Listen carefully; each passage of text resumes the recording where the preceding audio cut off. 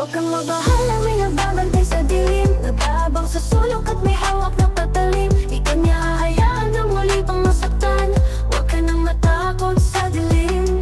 Ako pala si Jessa, baka sakaling maalala lang. Maraming nakarinig pero di tunay na istorya. Buhay ko di natapos dahil lang sa sanglanseta. Tunay na kaganapan, naglahong parang bula. Ikukwento ko sa inyo ang tunay na nangyari. Mga kaganapang masalimuot na mga detalye. Parang buhol na kasalabig ang tali. Isisiwalat ko bago ang Huwebes ng gabi. Masaya kami noon pa Manilando, kahit sa tinitirang ng baro-baro. Pinaging magbukod kahit pa wala ko'y arreglado. Okay na lumayo, basta kaming dalawa'y kompleto. Sa pasimula, sila daw ay may maayos na trabaho. Di yun nagtagal kasi siya pala naloko. Ipunan namin dahan-dahang naglaho. Nagbaka sakali tumaya pa siya ng loto. Kasawi ang hindi siya manalo. Umutang ng malaki kahit pa kanino. May nilihim pang sekretong pilit na itago. Kung pare niya nga ng Gregor ang siyang nagplano. Sasamahan ko lang siya doon sa may iskinita. Sa Huwebes ng gabi, huwag ka nang mag-alala. Ito ay paraan para lang tayo magkapera. Upang maibili ko na din paboritong merienda.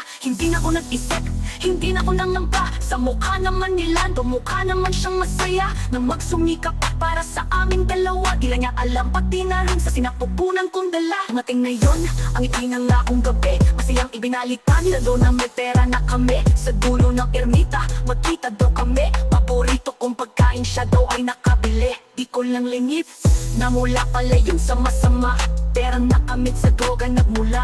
Resulta, iyon na kanyang pagtutulak. Pero dalawa pang bagay ang siyang magaganap.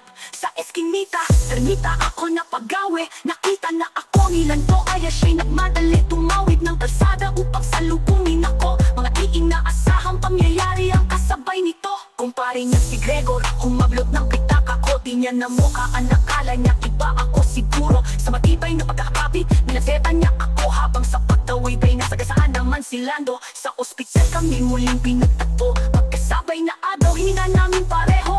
Magkahawak ang kamay, napilit nilang pinaglalayo. Sa aking pagbitaw, nagpasalamat at nagpaalam ako.